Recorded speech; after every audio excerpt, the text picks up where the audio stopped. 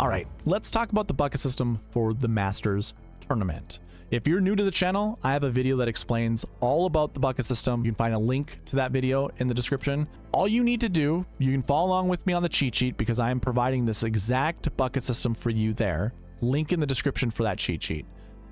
Look at these two columns, min projection and max projection. There are some quick rules that you just need to know.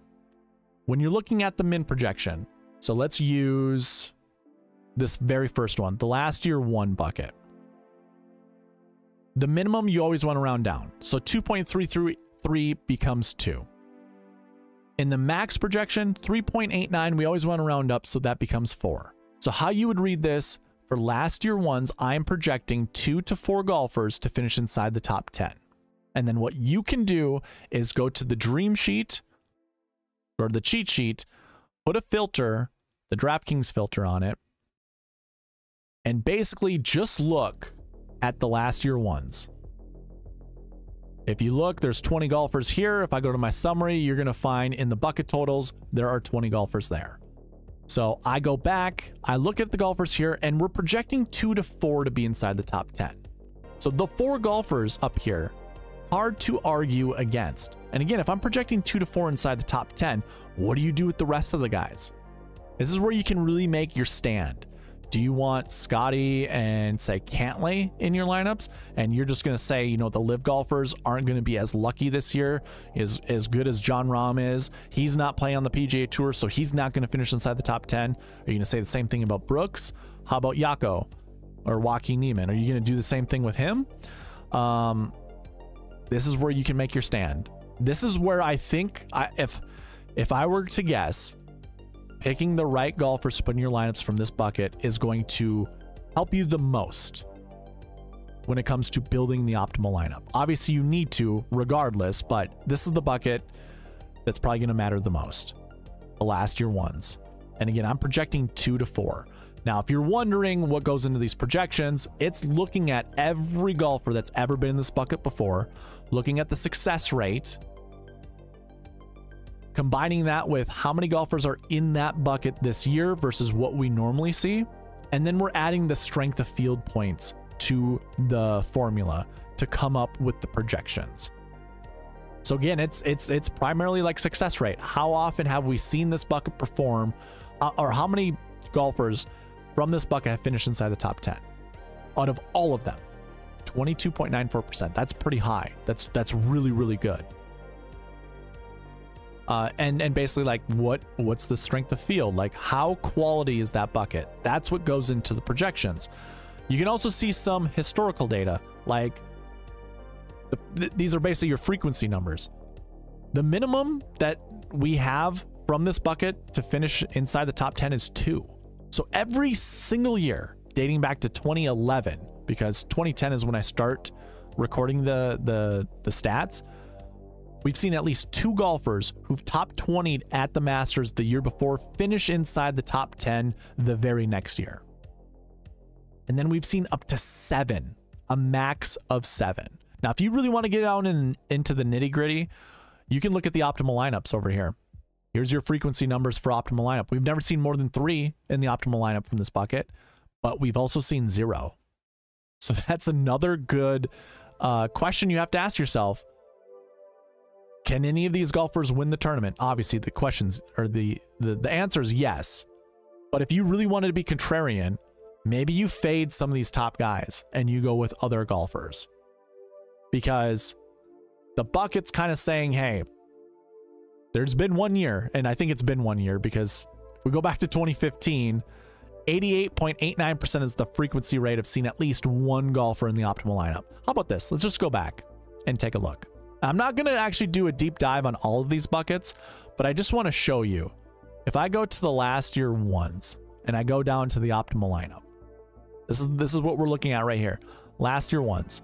So last year was the first year we didn't see a golfer in the optimal lineup from this bucket. That was the first and only year. And oh, by the way, in 2019 was the only other year where we didn't see at least 2 golfers from that bucket in the optimal lineup. That's what this is, the optimal lineup. So going back to 2015, we have 2 years where we didn't produce at least 2 golfers in the optimal lineup from that bucket. So let's take a look at 2023, just to put our mind at ease. We had Scotty, who finished first the year before. He was your defending champion. He finished 10th place. So too did Matt Fitzpatrick, and so too did Colin Morikawa. So they did finish inside the top 10, but they were 10th place even. That is why the bucket system did not work last year, is because for the first time we didn't have golfers from that bucket inside the top 5. That's very interesting, by the way, very interesting. So keep all of that in mind. Like I said, I'm not going to go over every single bucket, but I'm just trying to really go in depth on how you can read the bucket system. Again, this is available to you on the cheat sheet. If you go to the Masters Bucket System page, everything that I was just showing you is right here. You can see everything that I'm covering on my bucket system. Again, link in the description for that cheat sheet. But I'm back to mine. Here's what I want you all to do. Analyze this, look into it, try to find your golfers that you like from each bucket. Remember, there are 6 stat categories, and you can see what the buckets are here. There are 6 last year buckets, 6 last week buckets, 6 course history buckets, 6 recent form, 6 salary, and 6 strokes gain buckets. And then you can see all the projections that go with them. Again, you can do your deep dive analysis. I'm giving you the top 5 frequencies. These are the top 10 frequencies. You have the optimal lineup frequencies. You have everything that I have to help you pick your golfers more intelligently. What I'm going to do in this video is I'm going to go over the anchor buckets. The anchor buckets to me are just the, for sure, you have to select a golfer from this bucket no matter what. So let's do that and really just go over those. Find that. All you got to do, filter by condition, go into the max projection filter, filter by condition, and go greater than or equal to 2. This, more often than not, will always bring in the minimum projection of at least 1. And that's actually a really good reminder for me to tell you guys, no matter what, the minimum for a max projection will be 2. The minimum for a max projection is 2, because you always want a 2-point buffer between the minimum and the maximum numbers. So this bucket right here, last year 3, you see it says 0.33 to 0.55. Well, this rounds down to 0. This does not just round up to 1. This rounds up to 2. We want a 2-point buffer. That is, for as long as I've analyzed this, those are the rules, because I know better. You want at least a 2-point buffer. And it really doesn't change. It doesn't really hurt the projections. You're still going to be able to narrow down and find the correct amount of golfers from each bucket. But yes, you want 2. Always want a 2-point buffer between the 2. But going back to the anchor buckets, greater than or equal to 2 in the max projection. You see how many buckets have just been removed? And then it leaves us with the minimums here. Now, for me, in this video, what I'm going to do is really just clear these out. You can do this one of 2 ways. Clear out all the check marks that are next to these numbers and select the amount of, totals you want to look at. Normally on any given tournament, I want to see 25 or less, but I'm going to go 20 or less. And we get our last year 1 bucket, recent form 1, recent form 2. We have 3 salary buckets. We're not going to talk about the salary buckets in this video. Just so you know, we want to play a 10, a 9, and a 7. And I think going over the past optimal and GPP winning lineups, we also saw the same thing. So keep that in mind. And then it's strokes gain 1 and strokes gain 2. And if you want to know what goes in the strokes gain buckets, I highly encourage you to go check out the bucket system video that I have. A link for it in the description of this video. Go check it out. It's an 18-minute long video. The bucket system piece is only like 3 minutes, 4 minutes long. Go check that out. Get an understanding of what it is. Or you don't have to. You can just follow the numbers. Strokes gain 1. We want somewhere between 2 to 4. Strokes gained 2, we want somewhere between 1 to 3. So keep that all in mind. Let's go ahead. Let's talk about the last year one bucket. We kind of already did. We already have it filtered. But again, if you didn't do this already, on the cheat sheet, go to filter, I'm sorry, clear out all of the check marks and then just select one. And then that's how you get to your last year one bucket. Again, we want 2 to 4. 2 to 4. This is a Friday before Masters week. So it's too early to really tell which golfers we really want to play. But having a max of 4 will limit you on building lineups. And quite frankly, it's hard for me not to gravitate towards Scottie Scheffler. I think the guy is a generational talent. And he's going to be the closest we're ever going to see to Tiger Woods. He's never going to be Tiger Woods, but he's the closest we've got. He's the best ball striker on the planet. As long as the putter's cooperating with him, he's a top 5 machine. And when the putter's not cooperating with him, he's a top 10 machine. So I think Scottie is just a slam dunk easy choice. But if you want to be contrarian, you got your guys right down here. And again, we want somewhere between 2 to 4. So if I'm going with Scottie, the likelihood of me being able to get 4 golfers from this bucket in a lineup that makes sense, probably going to be very difficult. I think there are ways we can do this that are intelligent, and I think the best way to attack this is to say which golfers are not going to finish inside the top 10. I'd say Colin Morikawa is not going to finish inside the top 10. Shane Lowry's not going to finish inside the top 10. Tom Kim is certainly not going to finish inside the top 10. Actually, this could be one of those plays, a contrarian play, because he looks awful. He looks awful. He's been looking awful for the last 2 months. This could be the tournament where he just turns around and plays well. But let's just say he's not going to finish inside the top 10. I also don't think Russell Henley's going to finish inside the top 10. I think this is kind of like a home field event for him. He's got pretty good course history, and he plays decent on bent grass. But let's say he's not. I also don't think Justin Rose will. He's had a very historical good run at this golf course. I just don't think it's going to happen. So too, do I think Gary Woodland will not finish inside the top 10. I don't think Cam Young will finish inside the top 10. And then I also don't think Joaquin Niemann will finish inside the top 10. Or even Victor Hovland. That's a hot take. Seeing Victor Hovland's game over the last couple months, I don't like it. So that leaves us with, like Phil's borderline, by the way. Patrick Reed proved me wrong last year. I didn't think he was going to play well at all. Man, you know what? I'll make a stand. I don't think Patrick Reed finishes inside the top 10. I don't think Sungjae Im finishes inside the top 10. And then we're stuck with those. Phil, Sahith, Hideki, Jordan, Patrick, Xander, Brooks. Yeah, I think that's actually the right. So we have 1, 2, 3, 4, 5, 6, 7, 8, 9 golfers, and we need to slim that down to 4. Now, I will think more about this as the week goes on, just giving you some food for thought. I do want to move on to the next bucket, but I do think those 9 golfers are probably the golfers we need to figure out who we want to play. Recent Form 1. I'm going to go ahead and make sure all the check marks are selected for the numbers, and then clear out all of the ones for recent form and just select one. This bucket is much smaller. We have 9 golfers, and the projection here is 1 to 3.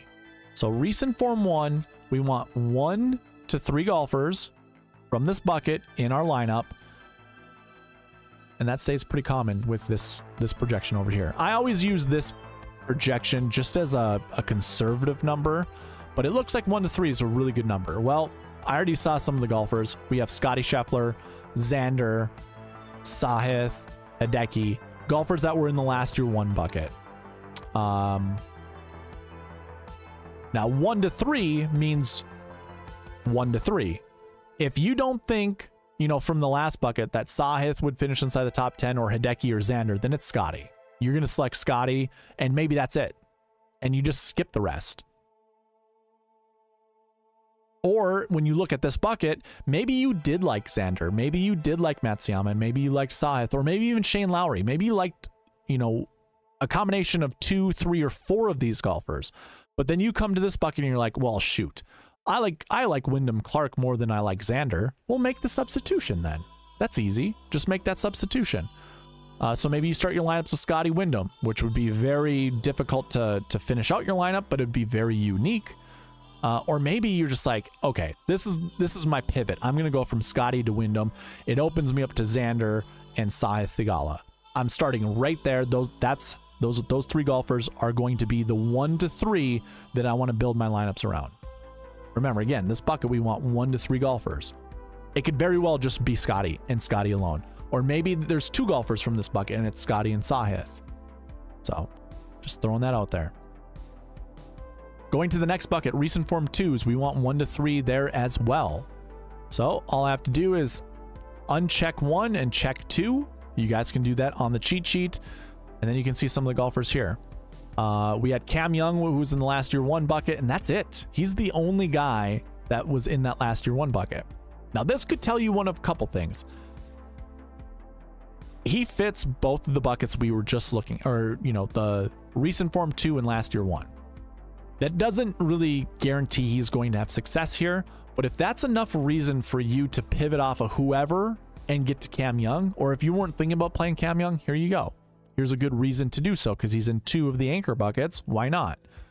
However, this bucket, I mean, you've got Rory. You know what? Can we make a case for Cam Young? So I'm not playing Malnati, staying away from him. Here, I'll do the same thing I did in last year 1. Who's not going to finish inside the top 10? Peter Malnati is not going to finish inside the top 10. Neither is Grayson Murray, Lee Hodges. I'll have to think more about Eckroat, but let's just kick him out as well. Taylor Moore is not going to finish inside the top 10. Jake Knapp, ooh. Eric Van Rooyen is not going to finish inside the top 10.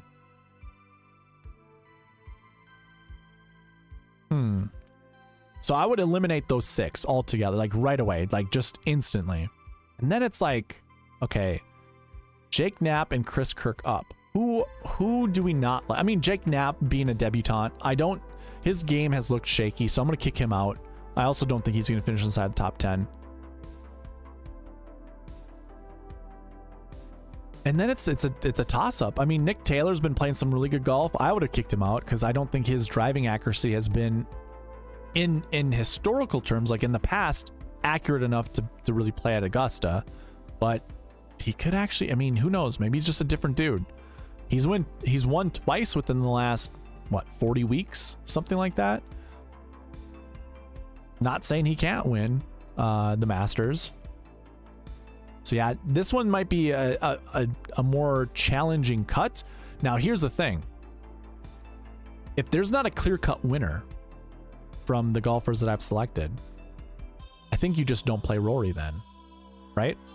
I also don't think Tony Finau's finishing inside the top 10. That ain't happening. I didn't even see his name. I don't think that's happening. But of these golfers, I selected 8. We need to, again, the projection's 1 to 3. We need to figure out who the other golfers are. Chris Kirk is a good stocking stuffer, if you want to call it that, $6,900. Yeah, that works, but I don't think he's really got the gusto to finish inside the top 10 or even be in the optimal lineup. So now I'm down to 7 golfers. Again, I'm not going to really try to really figure out which golfer to play, but I think that's what I would leave that at. And then again, we're going to skip the salary buckets and go down to the strokes gain buckets. Now, here's the easy thing about strokes gain. Just make sure you have no filter set and go into the strokes gain bucket and just go sort A to Z. And you're going to see they're all color coordinated. So here are all your strokes gain 1 golfers and then your strokes gain 2 golfers right here.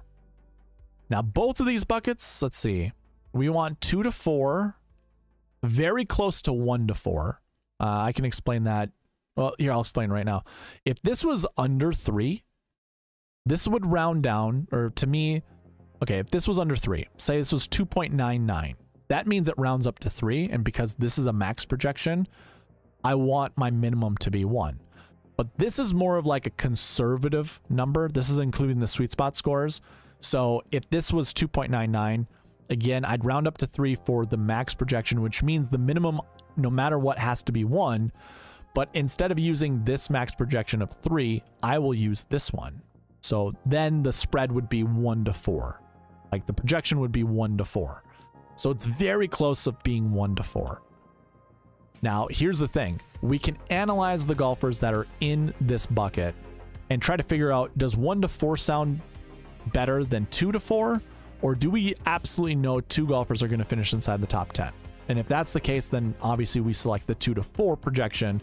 And quite frankly, looking at it, you know, Rory's playing pretty good at the Valero Texas Open. Brooks has done well here before. We'll see what he does at the Live tournament. I think that's a tune-up for most of them. The one that's in Miami at Doral. Wyndham Clark has played really well. Xander is a top 5 machine. So right away, I think Xander is the clear-cut pick for finishing inside the top 10. I think that's a slam dunk. A lot of people are going to be on Sahith Theegala. I do think he has the potential to finish inside the top 10. I also have a really good feeling about Adam Scott this year at the Masters. I'm kind of curious about Tyrrell Hatton. He currently sits at number 7 in my model.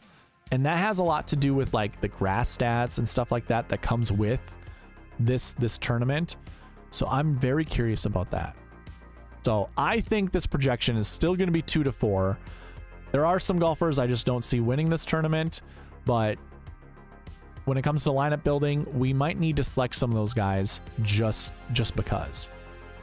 Scrolling down to the strokes gained 2, this projection was 1 to 3. It is close to being 0 to 3.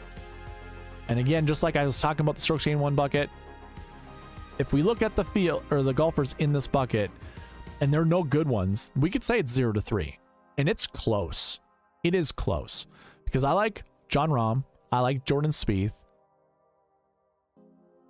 And that's probably, I'll just be real with you all. That's probably it. Like, there are fillers that I don't mind. I don't mind filling with like Emiliano Grillo. I think that's fine. I'm very curious about Matthew Pavon. Min Woo Lee has had a top 10 finish here before. What was it, 2 years ago, I believe? Or not top 10. I think he was in the optimal lineup. Was that last year? Yeah. 2022, he was in the optimal lineup. He finished 14th. But you can finish 14th and be in the optimal because you get eagles to go along with bogeys and double bogeys that kick you out of finishing place. But scoring place, it can happen that way. He's been playing awful though. So I don't think it's him. So like Grillo, I like. Pavon, I'm interested in. I'm going to stay away from Minwoo, Patrick Reed, Tom Kim, Sung J M. So Day and Burns are on the cusp type of golfers that I'd want to play. I don't like either of them. Like Jason Day just missed a cut that he shouldn't have. He missed it in the worst way. He doubled the last hole to miss the cut by 1. He double bogeyed the last hole. Is a 150-yard par 3 that he hooked probably 40 yards, missed it way left over by the bleachers, and then hit bad chip after bad chip, then 2-putted to get his double bogey. It was awful. That type of stuff I don't like because it doesn't make me feel confident that he's going to be able to play well. Sam Burns just hasn't looked like old Sam Burns, so these are also interest plays. So it's like Sam Burns, Jason Day, and Matthew Pavon are interest plays. I am comfortable playing Emiliano Grillo. I'm comfortable playing Jordan Spieth, and I'm comfortable playing Jon Rahm. The rest of them I'm not. Like, I'm interested in some of those golfers, but I'm not comfortable playing any of these. I might change this bucket to a 0 to 3. When it comes down to building lineups Tuesday night on the strategy video, I might change this to a 0 to 3. Just throwing that out there. And then that's going to wrap up the bucket system portion of this video. I want to remind you guys of the giveaways that I am doing. I have a $100 or the potential to be a $100 giveaway Tuesday night. We need to get to 700 subscribers. You see that all the way over there to the left? We're at 680 out of 700. If we get to 700, I'm giving away $100 Tuesday night. And if you want an entry into it, all you gotta do is be subscribed and comment down below. I'm going to be posting videos every single week leading up to the Masters. You have an opportunity to comment on all of them to get one entry per video to only increase your chances, your odds to win $100. Just again, you have a chance to win $100 by just subscribing to the channel and commenting down below. Now again, we have to reach 700 subscribers. That's all I wanted to leave you with. I'm excited for the Masters. Tuesday night, strategy video live. I will be building lineups. We'll be going over the finishing touches of the sweet spot process and hopefully building ourselves a $1 million winner. So with that being said, thank you all for watching. Please leave a like, comment, subscribe, all that good stuff, and I'll talk to you Tuesday night. All right, bye.